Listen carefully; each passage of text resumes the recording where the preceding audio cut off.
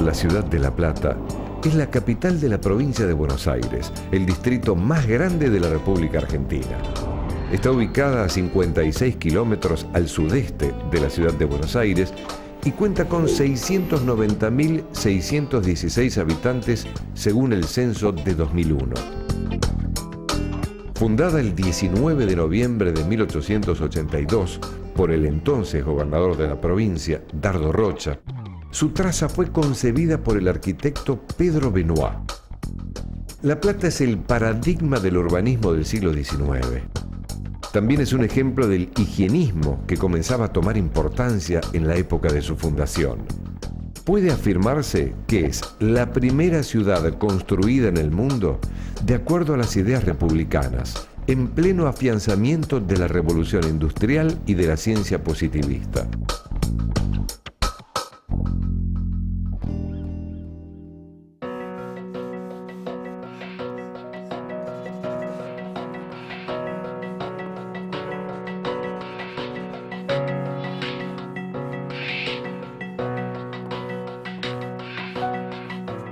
Emilio Sessa es una voz autorizada para detallar el nacimiento, desarrollo y futuro de la ciudad de La Plata.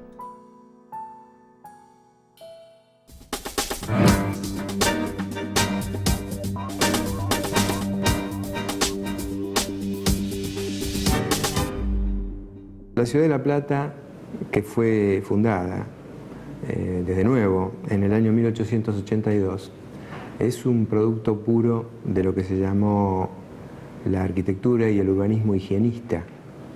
Desde mediados del siglo XIX empezó a aparecer esta corriente que justamente, como lo identifica su nombre, lo que pretendía era plantear una ciudad higiénica con respecto a lo que era la polución y la congestión de las grandes ciudades europeas. Hubo varias ciudades en el mundo que se organizaron, no exactamente con el mismo trazado de La Plata, pero que se organizaron con este esquema.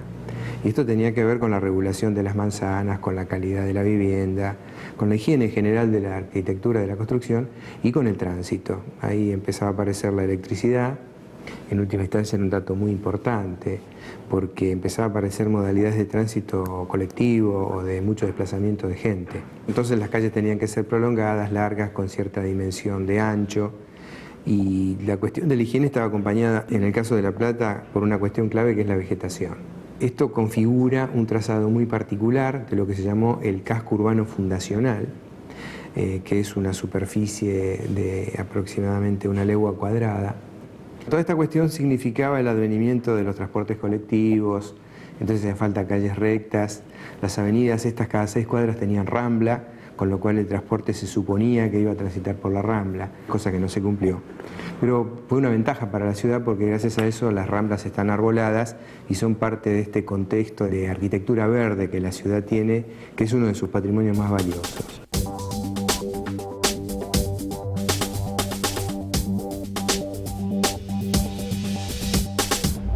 La estructura del casco fundacional de La Plata, que se reconoce como una estructura simétrica, que apoyada en el territorio a partir de la existencia de un bosque de eucaliptus y dejando el río de aquel lado, se instala sobre el borde superior de lo que es el albardón, o sea, este es el agua, la estructura inundable, digamos, y la parte más alta, y el bosque de eucaliptus, que es lo que permite afirmar la ciudad. Ahí aparece el eje, aparece todo el sistema de trazado de las avenidas y de los espacios intermedios y la aparición de las plazas en cada uno de los puntos, 2 diagonales fundamentales y otro sistema de diagonales de rombo. El resto iba a ser zona de expansión y esto también tiene una connotación interesante porque la primera expansión era de chacras, la segunda era de quintas y por último venían las estancias.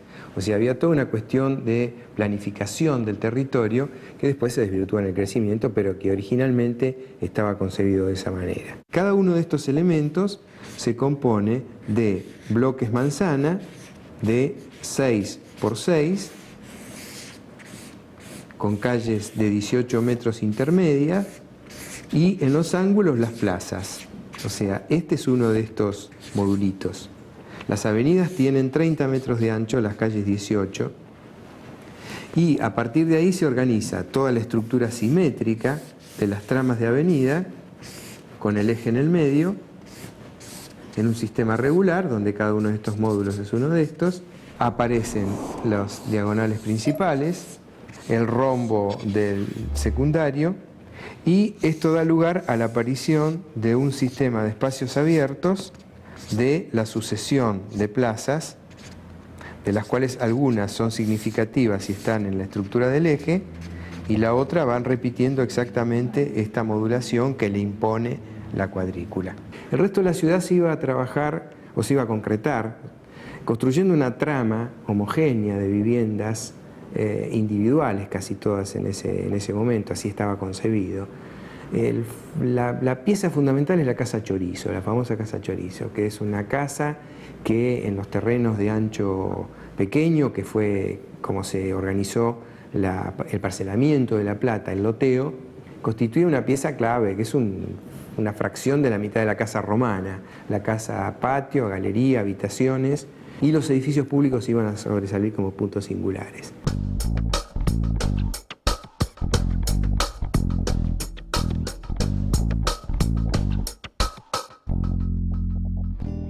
La otra idea fundamental es la del eje monumental, el eje cívico, contorneado por las dos avenidas, que iba ubicando alternativamente los edificios públicos significativos, en función inclusive de la estructura de las avenidas, y que iban a establecer esta relación entre el interior de la provincia y el río, y que iban a estar acompañados por esta estructura verde de la ciudad, que se iba a ubicar en la alternancia de plazas en los sucesivos lugares, y que le van dando esta otra característica que junto con las calles corredor en los interiores terminan de conformar esta homogeneidad como complementaria de edificios públicos y masa de verde que se agrega a lo que es toda la estructura arquitectónica de la ciudad. Entonces, el Estado constitucional moderno, el de la distribución de los tres poderes, etcétera, están plenamente identificados en ese eje donde están los poderes municipales, los provinciales, la iglesia y por lo tanto los edificios más significativos. El otro dato interesante es cómo esta estructura se conforma en el territorio, ¿no? Se proyecta finalmente sobre el interior de la provincia, en relación a lo que es la Pampa, ¿no? La Pampa es un dato fundamental de esta construcción, y por el otro lado, esta proyección sobre lo que después va a ser el puerto frente al río, y que va a ser la salida de este producto que viene por la Pampa, se institucionaliza y se comercializa y sale al exterior y se europeiza, digamos. Parece un dato muy importante de la construcción del territorio.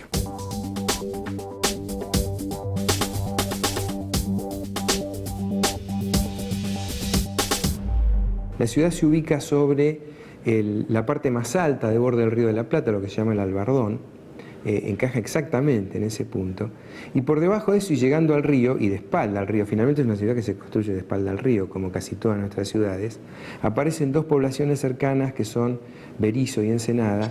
Ensenada era incipiente en ese momento, Berisso se construyó después por los frigoríficos y la exportación de carne del puerto, etcétera, completando este esquema que yo describía, pero en última instancia componen una región que en el futuro me parece que va a tener connotaciones importantes en el crecimiento de la ciudad. Esta ciudad es Ensenada, esta ciudad es Berisso, y acá apareció esta destilería de petróleo, que es lo que permitió la rotura de esta continuidad. La ciudad entonces se empezó a expandir a partir de las rutas que iban a Buenos Aires, de las salidas al interior y de ciertas rutas menores, por ejemplo estaba la ciudad de Magdalena. Entonces a partir de eso es que empezó a aparecer esta especie de mancha difusa con que la ciudad se fue extendiendo, inclusive se fue extendiendo también en relación a poder contactarse con estas ciudades vecinas, en relación a la expansión que es el conurbano. Lo que está produciendo una separación es la existencia del parque que está acá en el medio y que está cosido ahora por las grandes infraestructuras, estas como la de la autopista o la Ruta 2 por el otro lado, etcétera.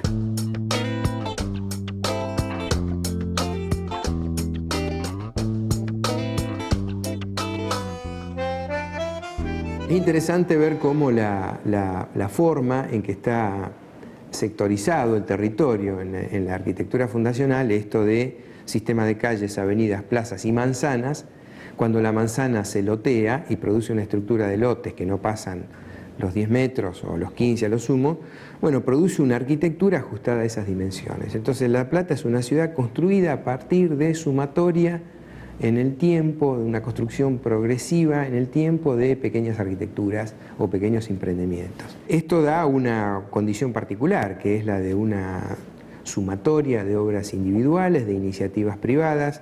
A mí hay una frase que me gusta repetir, ¿no?, obsesivamente. En realidad, esta es una ciudad construida por iniciativas privadas, pero los resultados públicos, ¿no? Es decir, cuando uno construye una casa y construye la fachada, está construyendo un pedazo de la ciudad, por lo tanto los resultados de cualquier intervención son públicos. Y contradictoriamente se fue ocupando progresivamente y dejando pocos huecos como para grandes emprendimientos o grandes obras. De hecho, tampoco ha tenido grandes inversiones privadas. Por lo tanto, hay pocas obras de envergadura. Una de ellas es el Teatro Argentino, que es producto de un teatro de la arquitectura fundacional, ubicado en el Eje, que se quema aproximadamente, no recuerdo bien, pero debe ser del año 68, por ahí que se quema, y se construye un edificio nuevo, un edificio que repite esta cuestión, se ubica frente a la simetría del Eje y responde con un edificio simétrico.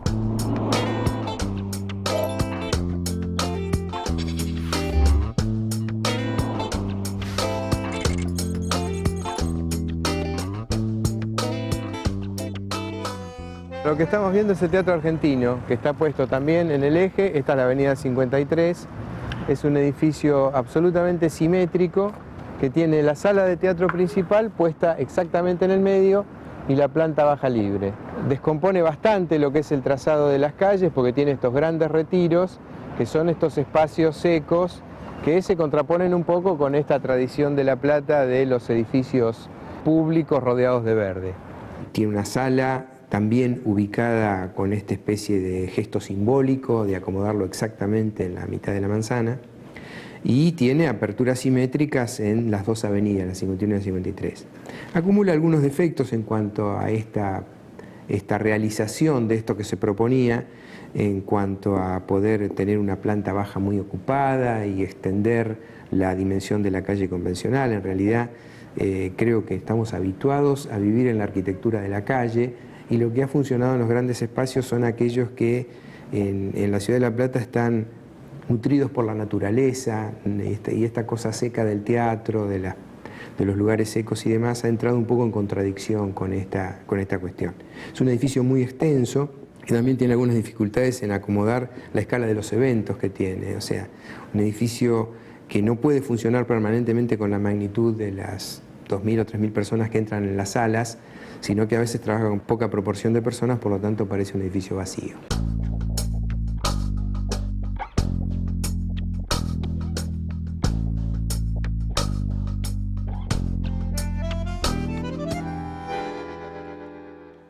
El resto de los edificios son edificios del academicismo puro, o sea, de lo que se llamó también el neoclasicismo, entre, insisto, principios del siglo XX, y son edificios muy robustos, muy sólidos, con trazados clásicos, simétricos, pero que tienen una presencia muy importante, y además es muy interesante porque empiezan a marcar sectores de la ciudad y empiezan a ser elementos reconocidos.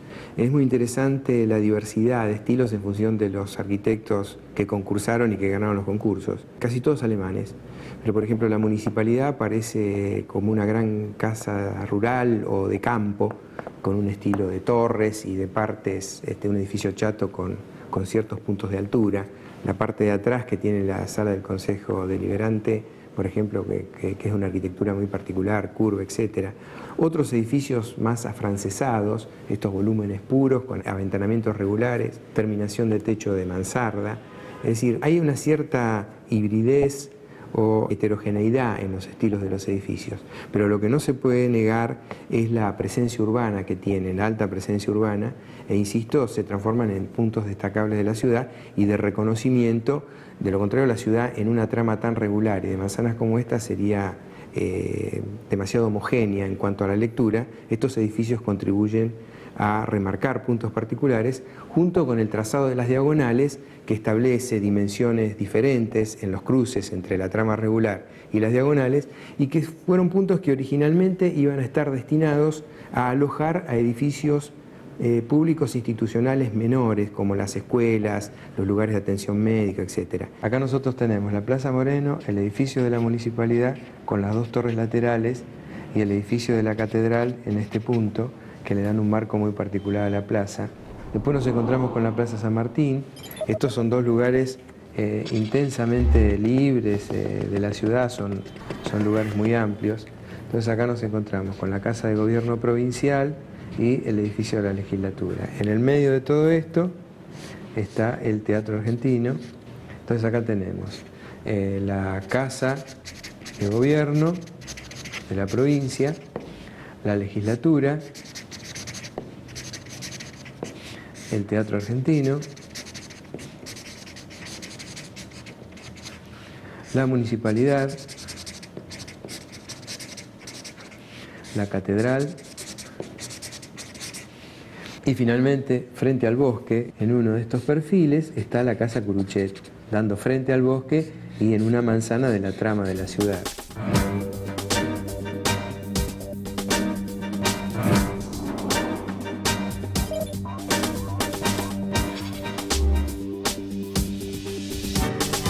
Estamos en la Plaza Moreno, lo del centro es la piedra fundamental y la imagen del edificio de fondo obviamente es la catedral, que está emplazado exactamente entre las dos avenidas en el centro del eje. El entorno de la catedral es de edificios bajos e inclusive se ve la masa verde que hay de la plaza y del contexto de la catedral.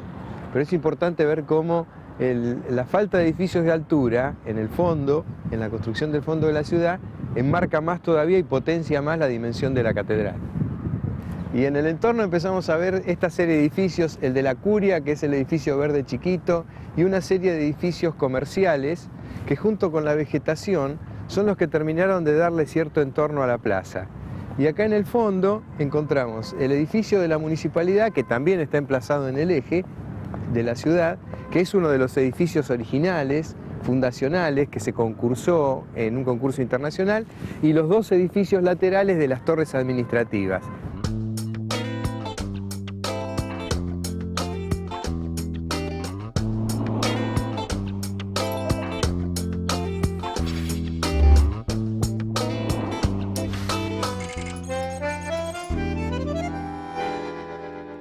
La catedral tiene una entidad morfológica muy fuerte, como en los viejos pueblos del medioevo, cuando uno llega a La Plata de distintos puntos, lo primero que ve es la torre de la catedral.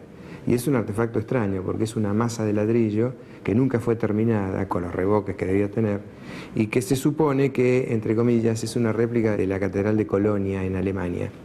Como se ve, es un edificio que tiene una impronta muy importante. Además, esta particularidad del ladrillo a la vista, de la condición de edificio sin terminar, lo hace muy interesante. Hasta hace aproximadamente unos 8 o 10 años estaba construida hasta donde comienzan las torres. Y a partir de ahí se agregó toda esa construcción, todas las piezas ornamentales, todos los ornatos y demás, está construida con elementos prefabricados. Y toda la estructura de las torres es metálica y después está forrada por ladrillo. Pero es muy interesante ver cómo se ha conseguido una estructura arquitectónica y de terminación de ladrillos muy homogénea, tal es así que es difícil descifrar las distintas épocas en las que se construyó la catedral.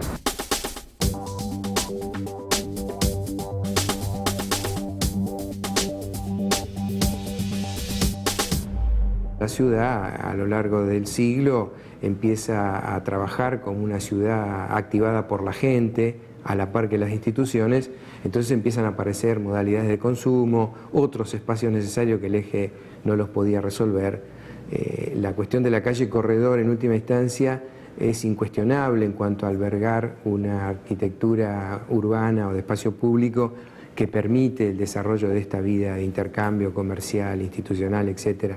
Por lo tanto, empezaron a aparecer calles transversales al eje y el área centro de la ciudad se empezó a polarizar sobre uno de los sectores. No se difundió exactamente a partir del centro geográfico de la ciudad, que era la Plaza Moreno, sino que se trasladó hacia uno de los sectores, que es en torno a una de las avenidas principales, que es la 7 o la calle 8, o ese sector, digamos, en torno a la Plaza San Martín, que era la que contenía la Casa Provincial de Gobierno y el Palacio de la Legislatura.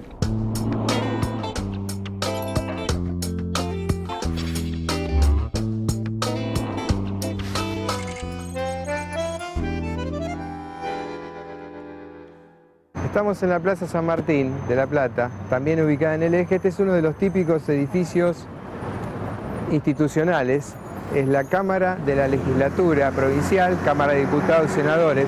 Es un claro edificio representativo de la arquitectura institucional de la época de la fundación. Está enclavado también en el Eje. Y los detalles de estilo son típicos en todos los otros edificios, los detalles de los ornamentos, la masa de columnas y muros y ventanas, el coronamiento con la línea de mansarda, la proporción de los edificios, inclusive ciertos datos escultóricos en los coronamientos y demás, que tratan de demostrar toda la dignidad que iba a tener el Estado constitucional moderno. Y en última instancia toda la Plaza San Martín y el contexto, con el edificio de la Gobernación enfrente y el de lo que se llama el pasaje Dardo Rocha, le dan marco a esta que en realidad es como la plaza cívica importante después de la Plaza Moreno.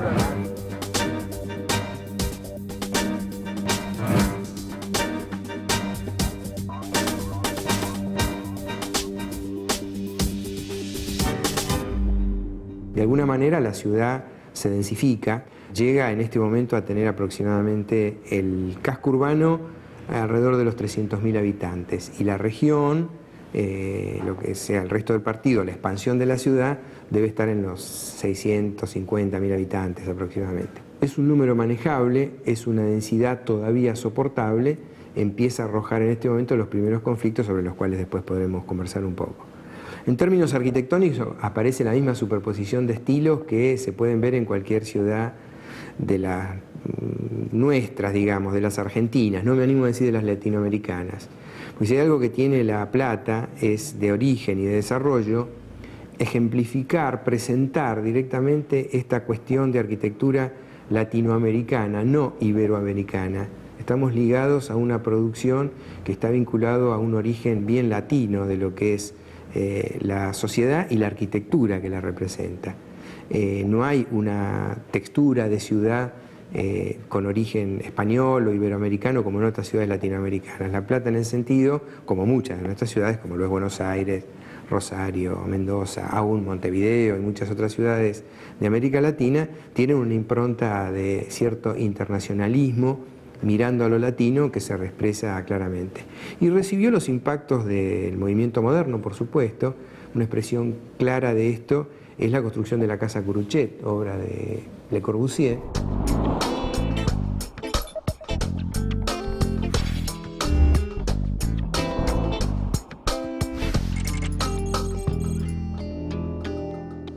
La casa es del año 45, 47 aproximadamente, o sea, se puede haber empezado a gestar en el 45, pero se construyó en el 47.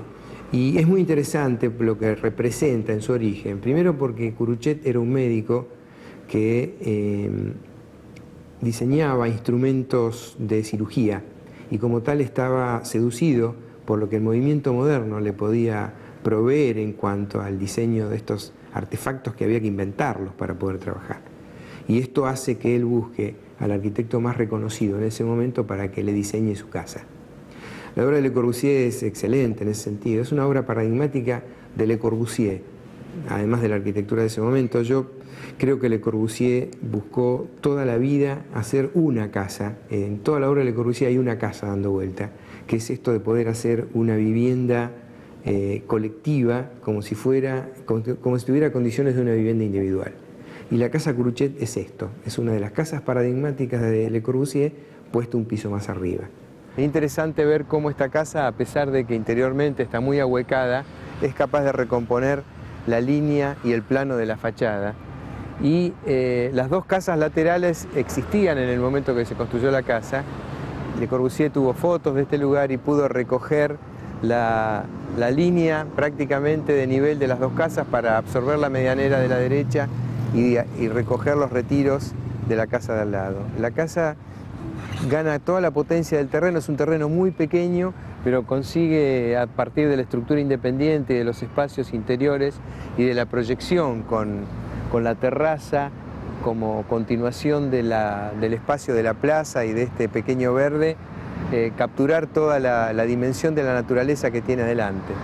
Es un edificio excelente de Le Corbusier, una verdadera obra proclama, donde el interior de la casa está puesta al servicio del espacio que tiene adelante, de la construcción del pedacito de manzana que significa construir en un terreno, una lectura a la distancia. Le Corbusier no conoció La Plata, pero evidentemente tenía una aproximación intelectual muy clara con respecto a los problemas que se generaban con la arquitectura que le proponía.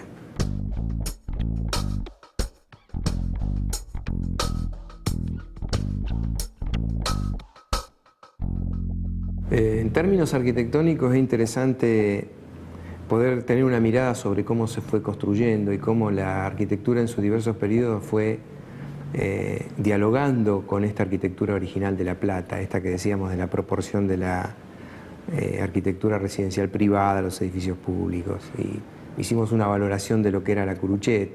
Hay otros casos que podríamos ver, las dos torres que se construyeron, administrativas, que se construyeron a los costados de la catedral en la década del 70, que si bien son dos edificios de arquitectura moderna para la época, en realidad tiene como una especie de contradicción, porque por un lado plantean construcciones necesarias en el devenir del trabajo de la ciudad, la necesidad de espacio, etc. Pero por otro lado, por su dimensión, si bien respetan la simetría del eje al disponerse a los costados de la municipalidad, rompen un poco este equilibrio por la dimensión de lo que venía siendo el trazado arquitectónico de la ciudad. Pero por otro lado también hay otra cuestión que plantean, que es darle cierta escala dimensional a la Plaza Moreno, que con el tiempo también va cambiando. Tampoco la catedral tenía las torres con la altura que tenían, ni otras arquitecturas privadas que fueron apareciendo le daban el contexto que le empiezan a dar en cuanto a la proporción que implica una plaza de estas dimensiones, que es un espacio muy importante. En términos de cierta descomposición de la arquitectura con respecto a lo que fueron sus parámetros originales o de un crecimiento equilibrado, hay algunos casos paradigmáticos. Por ejemplo, uno de ellos es el de la descomposición de alguna figura original que había con respecto a los edificios públicos fundacionales, que en general estaban rodeados de jardines o de espacios verdes. Y hay un par de casos significativos. El mayor, contradictoriamente, es el de la universidad. A la universidad en la década del 60 se le construyeron dos edificios en dos de las 4 calles laterales, ocupando los espacios verdes que tenía alrededor.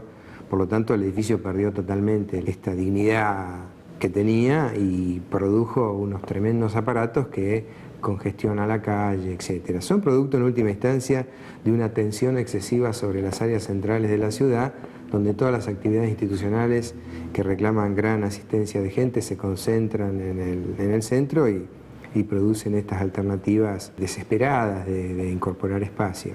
Y esto lleva a la conversación a la cuestión del patrimonio, que es debate en todo el mundo en este momento y que ha sido materia de discusión ardua en esta ciudad durante los últimos 15 años, porque se propuso a la ciudad como patrimonio histórico de la humanidad, etc., y no encajó dentro de lo que eran los requisitos de las instituciones que establecen estos patrimonios, y se perdió un poco la posibilidad de discutir sobre cómo en realidad crece una ciudad y cómo debe ser construida en función de mantener un equilibrio con la sociedad y con su propia arquitectura, que en última instancia está más allá del juego del patrimonio. El patrimonio es un elemento más del proyecto de una sociedad, del proyecto de una ciudad y por lo tanto el proyecto arquitectónico, y tiene que ser valorado en ese consenso, de una parte más como material de trabajo de la arquitectura.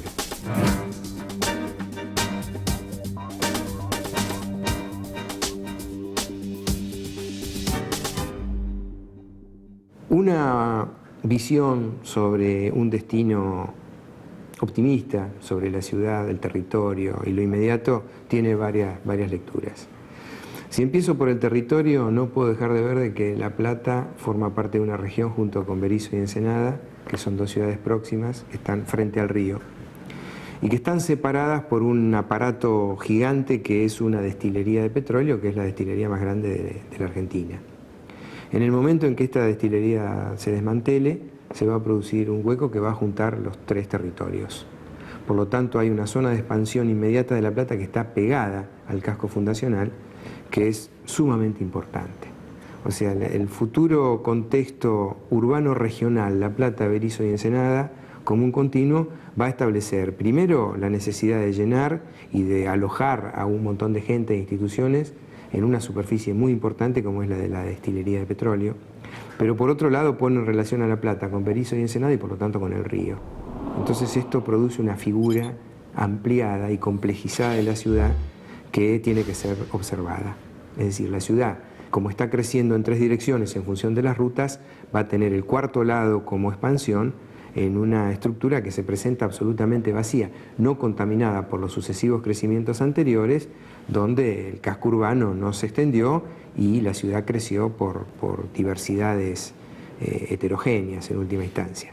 Acá va a tener la oportunidad de un crecimiento pensado, parejo, etcétera, y de poner en relación a la ciudad con el río, que es una deuda pendiente como gran parte de nuestras ciudades. Como está ubicada la ciudad y lo que es la expansión actual, que está rebotando contra los límites jurisdiccionales, acá aparece el puerto, y acá aparece la trama de estas 2 ciudades vecinas.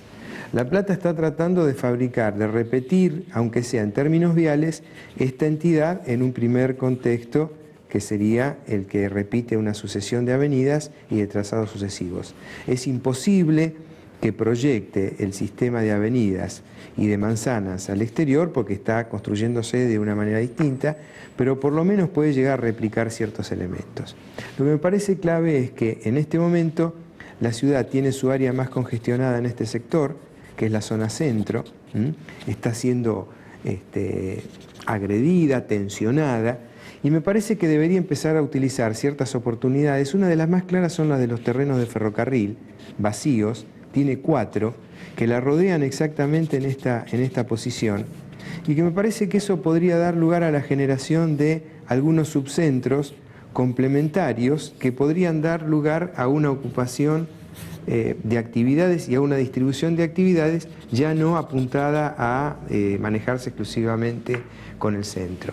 Y un caso similar va a ser cuando la destilería se desafecte, entonces el territorio tenga que empezar a producir algunas vinculaciones con la trama de las 2 ciudades vecinas, tendrá que saber qué hacer con este espacio, que en algún sector será complementario del bosque, y empezará a plantear esta necesaria relación de La Plata con el río y con el verde del río, tratando de conformar una estructura inclusive más homogénea que permita ir en estos sistemas que decíamos hoy. Respecto a lo que es el territorio urbano, el territorio de la ciudad, me parece que va a haber que tomar algunas decisiones importantes. Ante la saturación del centro, o tiene que recurrir a una articulación de niveles que permitan generar nuevos niveles suelo, subsuelos, primeros niveles, etcétera. Por ejemplo, es una ciudad que no ha construido estacionamientos subterráneos, por lo tanto tiene una saturación absoluta de estacionamiento. Tampoco tiene autorización para construir edificios de estacionamiento. Por lo tanto, el estacionamiento se hace en las calles o en terrenos baldíos, y eso es un auténtico conflicto, y que ese conflicto se proyecta fundamentalmente sobre el área centro. Y esto tiene incidencia y tiene una proyección importante sobre la arquitectura, porque va a dar lugar a la aparición de algún tipo de construcción de infraestructura arquitectónica de envergadura para resolver estos problemas. Si siguen disparándose reglamentos municipales diversos, la ciudad no tiene una línea de construcción y por lo tanto tiene que hacerse cargo de tener una ciudad densa. La densidad es una cuestión clave de la ciudad y la densidad es una cosa comprobable en cada caso, es decir, distintas sociedades viven bien a partir de distintas densidades que construyen y con las cuales se acomodan. Esta ciudad tiene que tener alguna discusión acerca de eso y para eso tiene que tener toda una arquitectura de infraestructura complementaria que permita construir según esta condición. Entonces me imagino una ciudad, si me imagino el vaso medio lleno, es una ciudad que resuelva estos conflictos. La ciudad en este momento está construida con sus mayores dimensiones y proporciones de edificio en este sector que es el noreste. Después aparece el bosque después vuelve a aparecer el verde del río en el otro lado, este es el vacío que produce la destilería del puerto. En el otro sentido, en el otro sector, el que es el sudoeste, la ciudad está construida con un tejido mucho más abierto, que tiene mucho más verde, tanto en las calles como en el interior de la manzana, donde compone una estructura absolutamente diferente en los dos sectores, está partida al medio. Entonces, me parece que una operación necesaria es poder equilibrar un poco más esta cuestión, construir más densidad en el sector sudoeste, sin perder la oportunidad de mantener el verde, y vaciar para construir, que es una operación necesaria. Si uno quiere construir una ciudad más equilibrada, tiene que vaciarla y poder construir el verde que le falta para llegar a un plano más homogéneo en cuanto a la distribución de lo que es su casco urbano, para después empezar con las operaciones en el exterior de la ciudad. Entonces me parece que una cuestión equilibrada tiene que atender esta diferencia, este desnivel acerca de la ciudad, y que la arquitectura tiene mucho que aportarle a eso. Y en esos términos me parece que hay una cuestión a debatir, que es este necesario equilibrio de gestión entre lo público y lo privado. Hoy, como decíamos, esta cuestión de que las intervenciones privadas terminan construyendo la ciudad son un hecho que de alguna manera se tiene que manifestar como una voluntad pública acerca de cómo la ciudad quiere ser. Entonces, en eso me parece que hay que trabajar, y mucho, porque en última instancia el sistema liberal de construcción permite que la ciudad sea cualquier cosa, no algo buscado como resultado. Y este es un punto clave.